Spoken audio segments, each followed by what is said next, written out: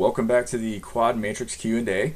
And the question we're going to tackle today is what kind of matrix band should I use when we have a back-to-back situation? Now, as you know, the main purpose of this quad matrix system developed by Garrison is to help dentists tackle the simultaneous placement of back-to-back or adjacent class 2 restorations. And what we've discovered is that we recommend firm bands when you're doing back-to-back restorations because these firm bands have the ability to withstand some pressure when they're pushing on each other in this space, and it allows them to maintain their posture, so your restoration has a nice fluid curve to it. Some other matrix bands may dent more easily, and if your matrix band dents, then your restoration will follow that shape, and so it can cause some irregularities. And so this, I want to note, is that this step takes patience, and there's a couple things that we just need to be patient with in our offices, and patience pays off, and placing the matrix bands is one of them, because if you get the matrix bands and the ring in there, this is going to be glorious and everything's going to turn out beautifully. But just pause for a second, take a deep breath before you start doing this, and just really be diligent and patient about doing it.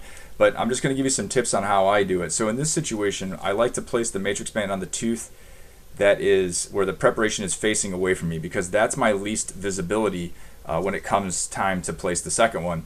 And after I just lay that matrix band in there, because it's going to be a little wobbly, I'm going to put down pressure on it, and then I'm going to place my quad wedge. Okay, I'm just going to place a quad wedge in there, and I'm doing this blind as we do in the mouth.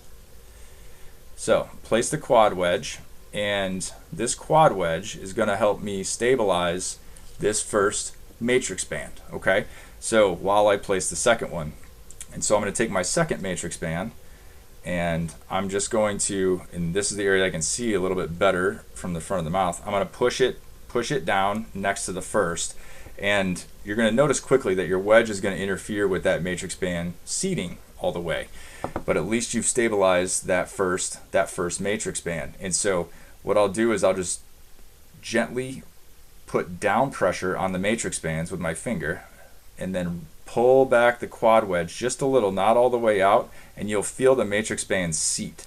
Okay, so once you pull that wedge back just a little and push down on the matrix bands, they'll both just slide right into position. But this has been a pretty nifty way for me to tackle the insertion of the matrix bands. And so now that you have these in place and your wedge is now in place, so it's kind of a one-step thing. When you do it with that technique, you're just going to take the corresponding quad ring we're going to want the driver tip to go in between the splitting wings of that.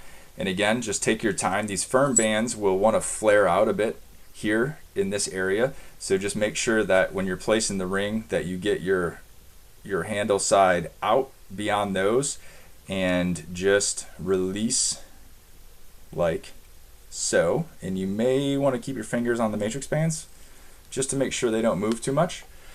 But then in this case, we have everything ready to go, and you can see that the quad ring has engaged both wings of the quad wedge, and so both margins are sealed because that wedge is pushing those matrix bands against the margins of both teeth, and we have a very stable and nice setup here. But patience is key. Just getting into these routines of placing matrix bands back to back. Don't be in a rush. Just take a few hot seconds and take a breath and get them in there, and the rest will take care of itself.